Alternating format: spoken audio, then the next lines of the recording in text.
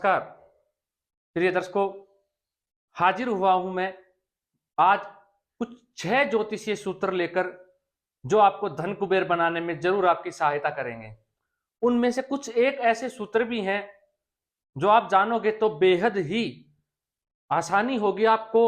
कई बार आपके सामने जो सवाल आ जाते हैं जन्म कुंडली अध्ययन करते टाइम या जब आप स्वयं करते हैं तो उनमें भी आपकी सहायता करेंगे।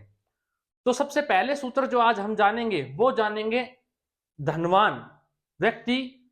अगर ये योग जो मैं आपको बताऊंगा, ये सूत्र अगर आपकी कुंडली में है तो घटित हो रहे हैं तो अवश्य आप धन कुबेर बनेंगे। तो सबसे पहला ज्योतिषीय सूत्र क्या कहता है प्रिय दर्शकों? सबसे पहला ज्योतिषीय सूत्र कहता है, अगर लग्नेश जाके 12वें घर में बैठ जाए, लग्नेश व्ययस में जाके बैठ जाए, 12वें घर में जाके बैठ जाए और 12वें घर का मालिक लाभ भाव में आके बैठ जाए और लाभ भाव का मालिक कर्म स्थान में आके बैठ जाए। फिर से समझिएगा प्रिय दर्शकों, मैं कहना क्या चाह रहा हूं। अगर आपकी जन्म कुंडली में लगन का जो स्वामी है वो 12वें घर में जाके बैठ जाए और 12वें घर का स्वामी आके लाभ भाव में बैठ जाए और लाभ भाव का स्वामी कर्म भाव में, मतलब 12वें घर का 11वें घर में और 11वें घर का 10वें घर में आके बैठ जाए उनके स्वामी, तो ये जातक को महाधनी बना देते हैं, कुबेर के समान धन दे देते हैं। ऐसा जातक गरीब तो कतई नहीं हो सकता। प्रिय दर्शकों, समझने का प्रयत्न कीजिएगा। मैंने कुछ दिन पूर्व एक वीडियो बनाया था जिसमें मैंने आपको बताया था कि कुंडली के लग्नेश को 5 भागों में बांट के देखे कहां आपके लग्नेश बैठे हुए हैं। तो उनमें 6, 8, 12 आप कहोगे कि ये तो त्रिक भावों में तो लग्नेश जाता है तो अव नामक योग बन जाता है। हाँ, बिल्कुल बन जाता है, मैं इससे कतई ही इनकार नहीं कर रहा हूं, अव नामक योग जरूर बन जाएगा। लेकिन प्रिय दर्शकों, वह भाव मैंने उसमें तीसरे नंबर पर रखा था और अष्टम सबसे खराब बताया था। चौथे भाव जो है वो, छठा भाव जो है जन्म कुंडली का, उसको चौथे स्थान पर रखा था। तो प्रिय दर्शकों, वह समझिए, अब मैं आपको समझाता हूं।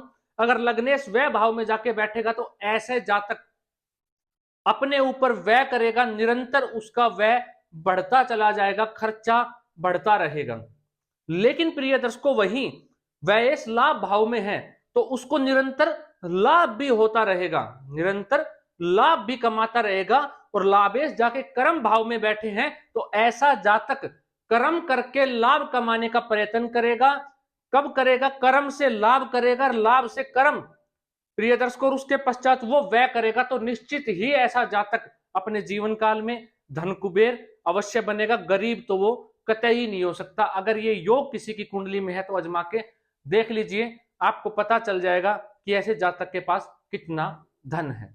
चलिए प्रिय दर्शकों, अगला सूत्र कहता है, अगर आपकी कुंडली में शुक्र ग्रह, अगर आपकी कुंडली के अंदर शुक्र ग्रह अश्विनी नक्षत्र, अश्विनी नक्षत्र, पुष्य नक्षत्र और रेवती नक्षत्र में अगर आपको नजर आ जाए और किसी पाप इत्यादि ग्रह से वो दृष्ट ना हो तो ऐसा जातक निश्चित ही अपने जीवन काल में धनवान होगा, भूमि मकान वाहन का सुख अर्जित करेगा और खूब मात्रा में करेगा।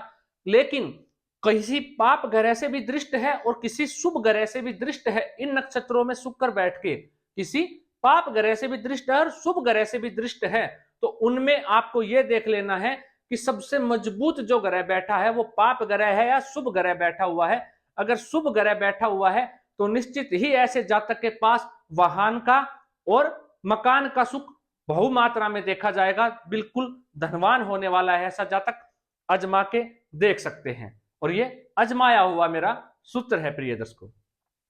अगला सूत्र कहता है, जन्म कुंडली में अगर 3, 6, 11, 3, 6, 11 भाव के अंदर, तीसरे भाव में, छठे भाव में, 11वें भाव में अगर जाके कुंडली के अंदर कोई पाप ग्रह बैठ जाए, प्रिय दर्शकों, कुंडली के अंदर कोई पाप ग्रह बैठे हुए हो, तीनों भाव में पाप ग्रह हो जाए, राहु, शनि, सूर्य, मंगल जैसे कि पाप ग्रह बैठ जाए 3, 6, 11वें घर के अंदर, और उसके ऊपर कहीं से भी 2 शुभ ग्रह की दृष्टि पड़ जाए, 2 भावों पे कहीं से भी कोई 2 भावों के ऊपर शुभ ग्रह की दृष्टि पड़ जाए, मान लेते हैं शनि देव लाभ भाव में बैठे हुए हैं, उसके ऊपर चंद्रमा की दृष्टि पड़ गई तो निश्चित ही विष नामक योग बनेगा ये। लेकिन फिर भी शुक्ल पक्ष के चंद्रमा की दृष्टि शनि में पड़ेगी। मैंने कहा कहीं भी से भी 2 भाव पे शुभ ग्रह की दृष्टि पड़ जाए, जैसे चंद्रमा, शुक्र, बुध। शुक्र ग्रह जो है वो 7 नंबर दृष्टि रखते हैं, बुध ग्रह जिसके साथ बैठते हैं उसके जैसा स्वभाव देते हैं। अगर वो अकेले बैठे हुए हैं तो उनकी दृष्टि हो या गुरुदेव की दृष्टि पड़ जाए, इनमें से किसी भी 2 भावों के ऊपर, तो ऐसा जातक निश्चित ही धन कुबेर होगा और अपने जीवन में इतना धन कमाएगा, इतना धन कमाएगा कि उसकी कई पीढ़ियां उस धन का लाभ लेंगी।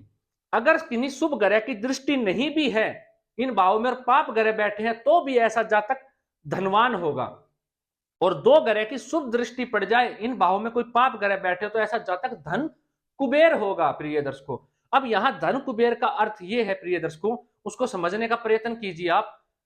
कई बार क्या होता है, एक जातक अपने जीवन काल में खूब पैसा कमाता है, लेकिन आपने पैसा कमाया, अपने ऊपर खर्च किया, अपने शौक पूरे किए और आप इस धरातल को छोड़कर चले गए।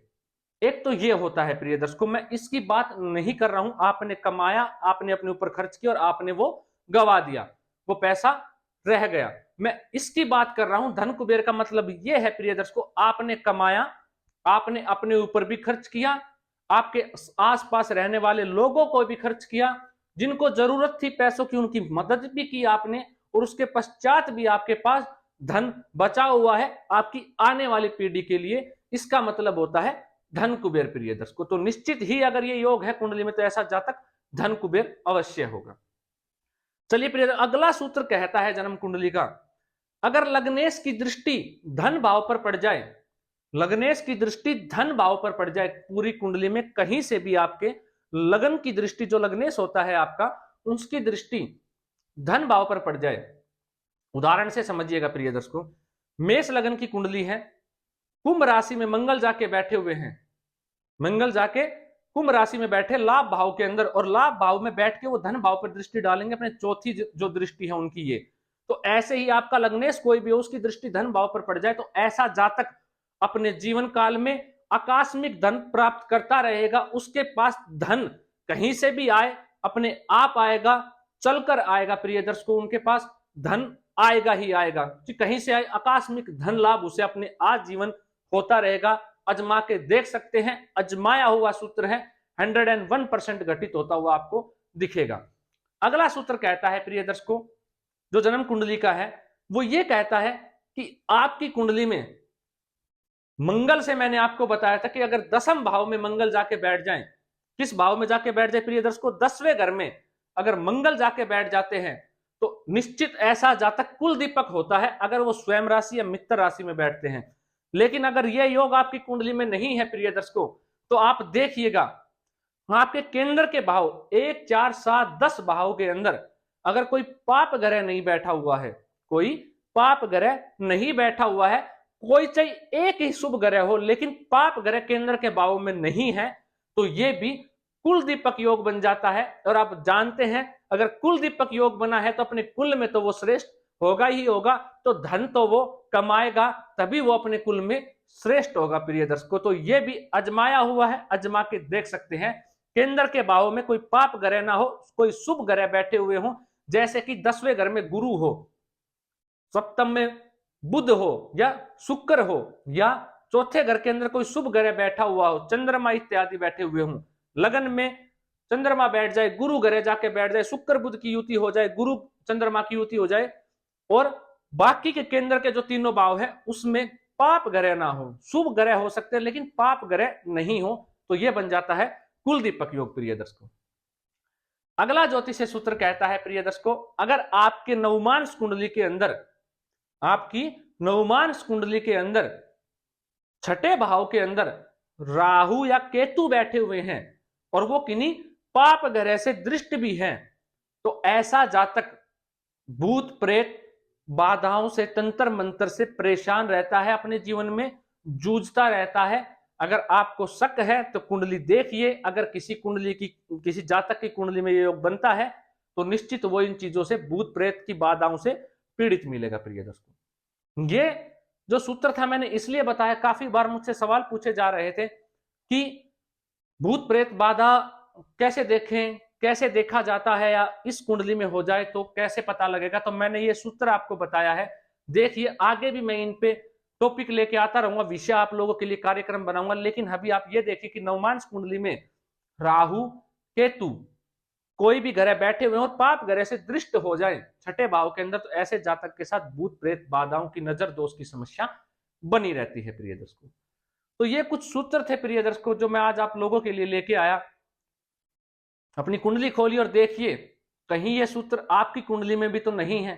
अगर है तो आजमा लीजिएगा प्रिय दर्शकों, 100% ही घटित होंगे। अगर अभी तक आपने अपने कर्तव्य का निर्वहन नहीं किया है तो आप कर सकते हैं, वो आपका कर्तव्य, आप सबको पता है कि इस चैनल को सब्सक्राइब करके, वीडियो को लाइक करके और वीडियो को शेयर करके।